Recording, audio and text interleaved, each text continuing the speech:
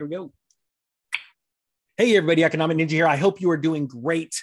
I am here with Chris Taylor from Financial Fitness. He brought me some huge headlines that I want people to go through. I'm going to go through the first one, talking about a CEO of a food company warning the world about weaponized food. And then Chris is going to break down some foods that you have eaten every single day, or most of you, or we're going to get those couple of people in the comments say, I've never eaten that. But by and large, most people, we're going to give you a handful of different foods where they have changed the ingredients because of inflation or food shortages, supply chain shortages, and it is actually making people ill. So that is very important. So stick around for that. So Chris, how you doing? I'm good, brother. And there's one more thing I might add. Well, we can do it later. I'm actually going to cover it. It's about how insurance is going up because of inflation. Insurance is fixing to get nutty because the cars are costing so much more. We'll do that later. Wait a minute. I was going to do that with Eric. Like, so you saying you're going to beat me to a video? That's not cool. It's not. It was the first time. Dang it. If you're not first, you're last. Hey guys, put in the comment section which movie that's from. All right, guys, here we go. Let's share the screen. Let's jump right on this. And I'm going to start with this. And this is Goya CEO warns world is on the brink. Let's move us of a food crisis. And he says here, the world has weaponized food. All right. I think it's very, very important. It says Goya Foods CEO Bob Ewani, I probably messed that one up, but that's okay, warned on Tuesday that the world is on the brink of a food crisis. He was speaking with Maria Bartiromo, and he said he also argued that the world has weaponized food. A quote from him says, "We are on the precipice of a global food crisis. Inflation has accelerated to a new 4-decade high in March, with supply chain constraints, the Russian war in Ukraine, and strong consumer demand fueling rapid price gains that wiped out benefits of rising wages for most Americans." Now it goes on here to say, talking about the Labor Department saying earlier in the month that the consumer price index rose to 8.5%. That's not news to all of you guys. You know it because you guys are part of Ninja Nation, right? You're on top of this. And we know that food prices has jumped, but coming down here, he said, or what we're talking about, food prices have also climbed 8.8%. Okay. So now remember, the CPI does not add in certain types of foods and things like that, right? It floats around. It really, I hate it. Like the meat, it doesn't just follow beef. It's like meat. It could be meat substitutes.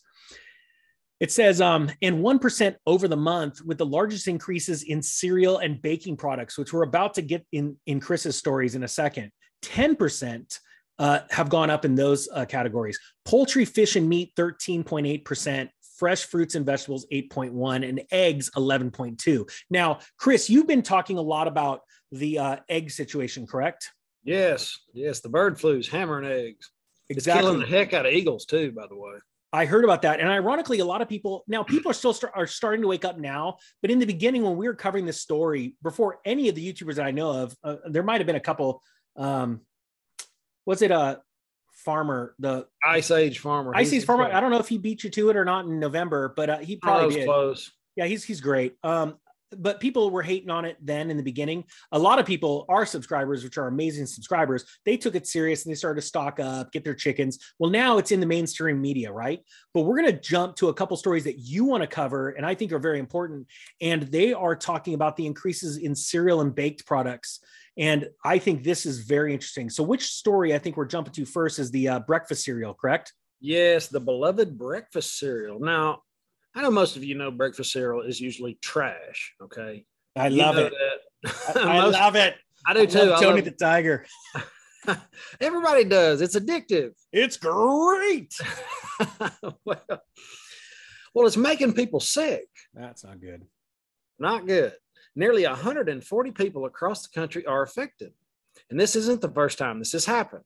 Yeah. People across the country are getting more than they bargained for after digging into a bowl of Lucky Charms. The breakfast favorite product produced by General Mills is generating buzz online, reportedly making people sick with gastrointestinal issues.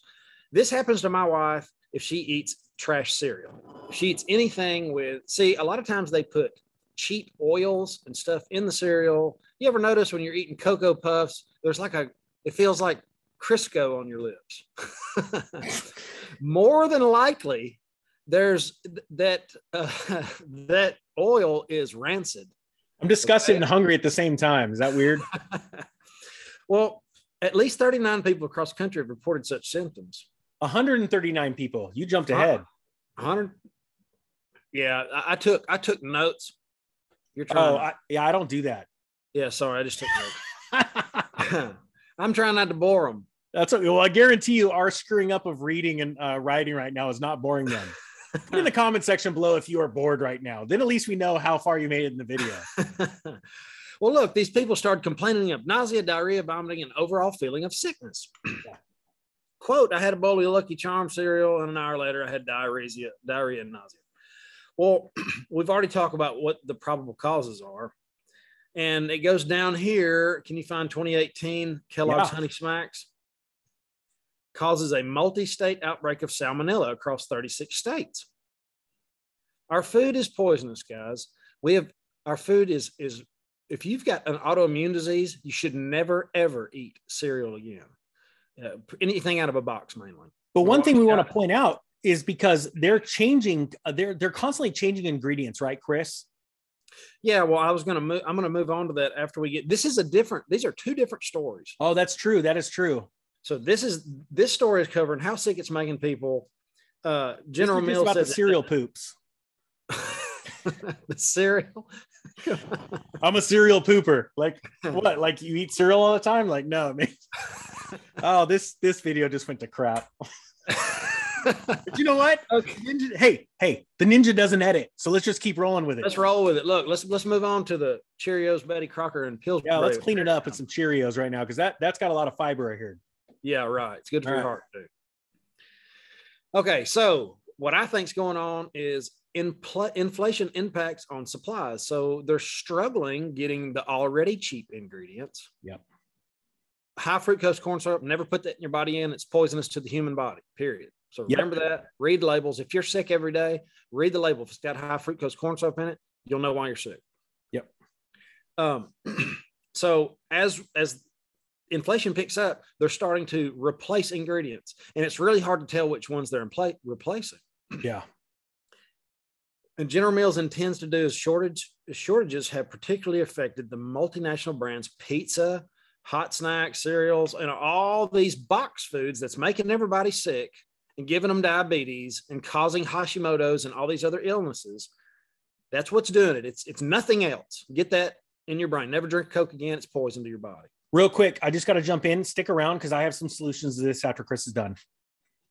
Good deal. The biggest issue we're seeing is around material selection. So ingredients coming into our plants in some of our products, we've formulated over 20 times. So they've reformulated their ingredients over 20 times this year. Yeah. So they're snatching and grabbing it at different things. Part of the issue is a global supply shortage that has to do with Ukraine and strains on oil and starch. And that's the oil's what's making people sick anyway. So I want to hear your take on it. My take is don't eat crap and you won't feel like crap. That's one way to put it. So we just recently seen Indonesia, I believe it was, that banned exports of palm oil. And palm oil is a big deal in prepackaged foods. Even though you think it doesn't affect you, it does. Because even if the foods you don't eat are from Indonesia or the countries that are needing that oil, the problem is that raises the price for other types of oils. And I think the stock exchange, certain oil futures cooking oils jumped like 5% that day on that news. So one of my solutions is this. Like Chris said, things are changing at a rapid pace. Companies are trying to keep their products like wheat thins and pizza pockets and stuff as low a price as possible because they want to compete with other brands. The problem is that this rapid change of ingredients is happening really fast and it's going to make people sick.